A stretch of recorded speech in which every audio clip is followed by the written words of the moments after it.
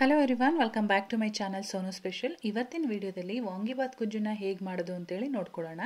ನಾನು ತೋರಿಸ್ತಾ ಇರ್ತಕ್ಕಂಥ ಈ ಮೆಥಡನ್ನು ನೀವು ಫಾಲೋ ಮಾಡಿಕೊಂಡು ವಾಂಗಿಬಾತ್ ಗುಜ್ಜನ್ನ ಮಾಡಿಕೊಂಡ್ರೆ 1 ತಿಂಗಳು ನೀವು ಸ್ಟೋರ್ ಮಾಡ್ಬೋದು, ಅಥವಾ ಫ್ರಿಡ್ಜಿಂದ ಹೊರಗಡೆ ಇಡ್ತೀರಾ ಅಂದರೆ 1 ವಾರ ಕೂಡ ಇಡ್ಬೋದು.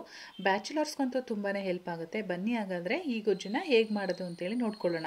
ಮೊದಲನೇದಾಗಿ ನಾನಿಲ್ಲೊಂದು ಕಡಾಯಿ ಇಟ್ಕೊಂಡಿದ್ದೀನಿ. ಇದಕ್ಕೆ ಒಂದು 4 ರಿಂದ 5 ಟೇಬಲ್ ಸ್ಪೂನು ಅಡುಗೆ ಎಣ್ಣೆನ ಸೇರಿಸ್ತಾ ಇದ್ದೀನಿ. ಎಣ್ಣೆ ಬಿಸಿ ಆದಮೇಲೆ ಸಾಸಿವೆ ಸೇರಿಸ್ತಾ ಇದ್ದೀನಿ. ಒಂದು ಅರ್ಧ ಟೀ ಸ್ಪೂನಷ್ಟು ಸೇರಿಸ್ಕೊಂಡ್ರೆ ಸಾಕು. ನಂತರ ಇಲ್ಲಿ ಸಾಸಿವೆ ಸಿಡಿಯೋಕ್ಕೆ ಸ್ಟಾರ್ಟ್ ಮಾಡಿದ್ಮೇಲೆ 2 ಟೇಬಲ್ ಸ್ಪೂನು ಕಡಲೆಬೇಳೆ, ಹಾಗೆ 1.5 ಟೇಬಲ್ ಸ್ಪೂನಷ್ಟು ಉದ್ದಿನಬೇಳೆ ಸೇರಿಸ್ತಾ ಇದ್ದೀನಿ. ಇದರ ಜೊತೆಗೆ 2 ಟೇಬಲ್ ಸ್ಪೂನು ಕಡಲೆಕಾಯಿ ಬೀಜ ಕೂಡ ಸೇರಿಸ್ತಾ ಇದ್ದೀನಿ. ಎಲ್ಲದೂ ಕೂಡ ಗೋಲ್ಡನ್ ಬ್ರೌನ್ ಬರೋವರೆಗೂ ಫ್ರೈ ಮಾಡ್ಕೊಳ್ಬೇಕು. ಈ ರೀತಿ ನಾವು ಫ್ರೈ ಮಾಡಬೇಕಂದ್ರೆ ಲೋ ಫ್ಲೇಮಲ್ಲಿ ಇಟ್ಕೊಂಡ್ರೆ ಎಲ್ಲೂ ಕೂಡ ಸೀದೋಗೋದಿಲ್ಲ, ಈವನ್ ಆಗಿ ಫ್ರೈ ಆಗುತ್ತೆ. ಒಂದು 2 ನಿಮಿಷ ಫ್ರೈ ಮಾಡಿಕೊಂಡ್ರೆ ಲೋ ಫ್ಲೇಮಲ್ಲಿ ನೋಡಿ ಇಷ್ಟು ಚೆನ್ನಾಗಿ ಫ್ರೈ ಆಗುತ್ತೆ. ನಂತರ ನಾನು ಇದಕ್ಕೆ ಹಸಿ ಕರಿಬೇವಿನ ಸೊಪ್ಪನ್ನು ಸೇರಿಸ್ತಾ ಇದ್ದೀನಿ. ಕರಿಬೇವಿನ ಸೊಪ್ಪು ಹಾಕಿದ ಮೇಲೆ ನಾನಿಲ್ಲಿ 2 ದೊಡ್ಡ ಗಾತ್ರದ ಈರುಳ್ಳಿನ ಮೀಡಿಯಮ್ ಸೈಜಲ್ಲಿ ಕಟ್ ಮಾಡಿ ಸೇರಿಸಿದ್ದೀನಿ. ಈರುಳ್ಳಿ ಸ್ವಲ್ಪ ಸಾಫ್ಟ್ ಆಗೋವರೆಗೂ ನಾವು ಈ ರೀತಿ ಬಾಡಿಸ್ಕೊಳ್ಬೇಕಾಗತ್ತೆ.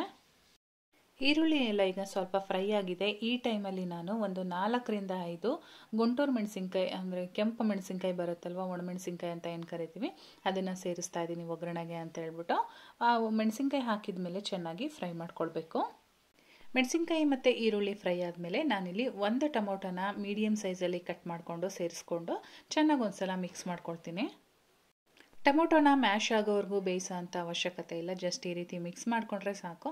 ನಂತರ ಇದಕ್ಕೆ ಬೇಕಾಗಿರ್ತಕ್ಕಂಥದ್ದು ಮೈನ್ ಇಂಗ್ರೀಡಿಯೆಂಟ್ ಅಂತಲೇ ಹೇಳ್ಬೋದು ವಾಂಗಿಬಾತ್ಗೆ, ಬದನೆಕಾಯಿ. ನಾನಿಲ್ಲಿ ಒಂದು 1/4 kg ಬದನೆಕಾಯಿನ ಉದ್ದುದವಾಗಿ ಕಟ್ ಮಾಡಿ ಉಪ್ಪು ನೀರಲ್ಲಿ ಹಾಕಿ ಇಟ್ಕೊಂಡಿದ್ದೆ. ಬದನೆಕಾಯಿನ ಕಟ್ ಮಾಡಿ ಹಾಗೆ ಇಡೋದ್ರಿಂದ ಅದು ಕಪ್ಪಾಗುತ್ತೆ. ಹಾಗಾಗಿ ನೀರಿಗೆ ಸ್ವಲ್ಪ ಉಪ್ಪು ಹಾಕ್ಬಿಟ್ಟು ಅದರಲ್ಲಿ ಕಟ್ ಮಾಡಿ ಸೇರಿಸ್ಕೊಂಡು ಇಟ್ಕೊಂಡ್ರೆ ಏನು ಕಪ್ಪಾಗೋದಿಲ್ಲ. ಈ ರೀತಿ ಚೆನ್ನಾಗಿರುತ್ತೆ ಫ್ರೆಶ್ ಆಗಿ. ಬದನೆಕಾಯಿ ಹಾಕಿದ ಮೇಲೆ ಚೆನ್ನಾಗಿ ಬಾಡಿಸ್ಕೊಳ್ಬೇಕು ಒಗ್ಗರಣೆನಲ್ಲಿ. ಈ ಬದನೆಕಾಯಿ ಒಗ್ಗರಣೆನಲ್ಲಿ ಬೆಂದ್ರೇ ತುಂಬಾ ಚೆನ್ನಾಗಿರುತ್ತೆ ಟೇಸ್ಟು. ನೀರು ಹಾಕಿ ಬೇಯಿಸೋದಕ್ಕಿಂತ ಈ ರೀತಿ ಒಗ್ಗರಣೆಯಲ್ಲಿ ಬೇಯಿಸಿ ಬೇಗ ಹಾಳಾಗೋದಿಲ್ಲ. ಬೇಯೋದಕ್ಕೆ ಹೆಲ್ಪ್ ಆಗಲಿ ಅಂತ ಹೇಳ್ಬಿಟ್ಟು ನಾನು ಇವಾಗಲೇ ರುಚಿಗೆ ತಕ್ಕಷ್ಟು ಉಪ್ಪನ್ನು ಕೂಡ ಸೇರಿಸ್ತಾ ಇದ್ದೀನಿ. ಉಪ್ಪಲ್ಲಿ ನೀರಿನ ಅಂಶ ಇರೋದ್ರಿಂದ ಬೇಯೋದಕ್ಕೆ ತುಂಬಾ ಈಸಿ ಆಗುತ್ತೆ. ಉಪ್ಪು ಹಾಕಿದ ಮೇಲೆ ಚೆನ್ನಾಗಿ ಈ ರೀತಿ ಮಿಕ್ಸ್ ಮಾಡ್ಕೊಳ್ಬೇಕು. ಎಲ್ಲದನ್ನು ಕೂಡ ಚೆನ್ನಾಗಿ ಮಿಕ್ಸ್ ಮಾಡಿ ಆದಮೇಲೆ ನಾನೊಂದು 5 ನಿಮಿಷ ಲೋ ಫ್ಲೇಮ್ ಮಾಡಿಬಿಟ್ಟು ಒಂದು ಲಿಡ್ ಕ್ಲೋಸ್ ಮಾಡಿ ಇಡ್ತೀನಿ. 5 ನಿಮಿಷ ಆದಮೇಲೆ ಲಿಡ್ ಓಪನ್ ಮಾಡಿದ್ದೀನಿ. ಇವಾಗ ನಮಗೆ ಬದನೆಕಾಯಿ ಎಲ್ಲ ಸಾಫ್ಟಾಗಿ ಬೆಂದಿರುತ್ತೆ.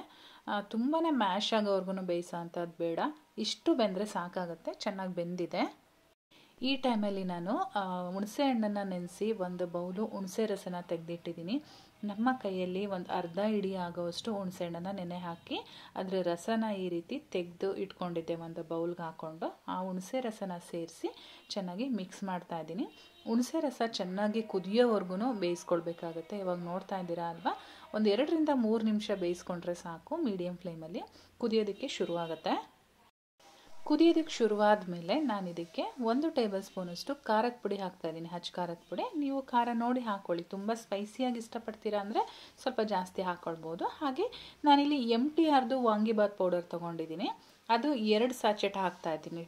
12 ರುಪೀಸ್ದು ಬರುತ್ತಲ್ವ, ಅದನ್ನು 2 ಸಾಚೆಟ್ ಹಾಕಿ ಚೆನ್ನಾಗಿ ಮಿಕ್ಸ್ ಮಾಡ್ತಾ ಇದ್ದೀನಿ. MTR ಹಾಕಬೇಕು ಅಂತ ಇಲ್ಲ, ನಿಮಗೆ ಯಾವ ಬ್ರ್ಯಾಂಡ್ ಇಷ್ಟ ಆಗುತ್ತೆ ಅದು ಹಾಕ್ಕೊಳ್ಳಿ. ಯೂಶ್ವಲಿ ನಮ್ಮ ಮನೇಲಿ MTR ತೊಗೊಬರ್ತೀವಿ, ಹಾಗಾಗಿ ನಾನು ಅದನ್ನು ಯೂಸ್ ಮಾಡ್ತಾ ಇದ್ದೀನಿ. ಆ್ಯಕ್ಚುಲಿ ನಾನು ಯಾವುದೇ ಪೌಡರ್ ಆದ್ರೂ ಹೋಮ್ ಮೇಡ್ ಮಾಡಿ ಇಟ್ಕೊಂಡಿರ್ತೀನಿ. ಈ ಸಲ ಖಾಲಿ ಆಗಿತ್ತು, ಹಾಗಾಗಿ ನಾನಿಲ್ಲಿ ಸಾಚೆಟ್ನ ತೊಗೊಂಡು ಬಂದು ಮಾಡ್ತಾ ಇದ್ದೀನಿ. ಸೊ ಈ ರೀತಿ ವಾಂಗಿಬಾತ್ ಪೌಡರ್ ಹಾಕಿದ ಮೇಲೆ ಚೆನ್ನಾಗಿ ಮಿಕ್ಸ್ ಮಾಡಬೇಕು. ಈ ಟೈಮಲ್ಲಿ ನಾವು ಫುಲ್ಲು ಲೋ ಫ್ಲೇಮಲ್ಲಿ ಇಟ್ಕೊಂಡಿರಬೇಕು. ಲೋ ಫ್ಲೇಮಲ್ಲಿ ಇಟ್ಕೊಂಡು ಒಂದು 3 ರಿಂದ 4 ನಿಮಿಷ ಫ್ರೈ ಮಾಡಿಕೊಂಡ್ರೆ ವಾಂಗಿಬಾತ್ ಗುಜ್ಜು ರೆಡಿ ಆಗುತ್ತೆ. ಈ ಗುಜ್ಜುನ ನಾವು ಫ್ರಿಡ್ಜಲ್ಲಿ ಇಟ್ಕೊಳ್ತೀವಿ ಅಂತ ಅಂದರೆ 1 ತಿಂಗಳು ಕಾಲ ಸ್ಟೋರ್ ಮಾಡ್ಬೋದು. ಅಥವಾ ನಾವು ಹೊರಗಡೆನೇ ಸ್ಟೋರ್ ಮಾಡ್ತೀವಿ, ಫ್ರಿಡ್ಜಲ್ಲಿ ಇಡೋಕ್ಕೆ ನಮಗಿಷ್ಟ ಇಲ್ಲ ಅಥವಾ ಫ್ರಿಡ್ಜ್ ಇಲ್ಲ ಅಂತ ಅನ್ನೋರು, ನೀವು ಹೊರಗಡೆ ಕೂಡ 1 ವಾರ ಆರಾಮಾಗಿ ಸ್ಟೋರ್ ಮಾಡಿ ಇಟ್ಕೊಳ್ಬೋದು, ಏನೂ ಕೂಡ ಕೆಡೋದಿಲ್ಲ. ಸೊ ನೋಡಿದ್ರಿ ಅಲ್ವಾ, ಇವಾಗ ವಾಂಗಿಬಾತ್ ಗುಜ್ಜು ರೆಡಿಯಾಗಿದೆ. ಇದನ್ನು ಬಿಸಿ ಬಿಸಿ ಅನ್ನಕ್ಕೆ ಹಾಕ್ಕೊಂಡು ತಿಂತಾ ಇದ್ರೆ ತುಂಬಾ ರುಚಿಯಾಗಿರುತ್ತೆ. ತುಂಬ ಎಲ್ಲರೂ ಕೂಡ ಇಷ್ಟಪಟ್ಟು ತಿಂತಾರೆ. ಸೊ ಈ ವಿಡಿಯೋ ನಿಮಗೆ ಹೆಲ್ಪ್ಫುಲ್ ಆಗಿದೆ ಅಂತ ಅಂದ್ಕೊಳ್ತೀನಿ. ಇಷ್ಟ ಆಗಿದ್ರೆ ಲೈಕ್ ಮಾಡಿ, ಫ್ರೆಂಡ್ಸ್ ಜೊತೆ ಶೇರ್ ಮಾಡಿ, ಹಾಗೆ ಚಾನಲ್ಗೆ ಹೊಸದಾಗಿ ವಿಸಿಟ್ ಮಾಡಿದರೆ ಸಬ್ಸ್ಕ್ರೈಬ್ ಮಾಡ್ಕೊಳ್ಳಿ. ಫೇಸ್ಬುಕ್ಕಲ್ಲಿ ನೋಡ್ತಾ ಇರೋರು ಫಾಲೋ ಮಾಡೋದಂತೂ ಮರಿಬೇಡಿ. ನಾನು ಮತ್ತೆ ಸಿಗ್ತೀನಿ ಮುಂದಿನ ವಿಡಿಯೋದಲ್ಲಿ. Thank you.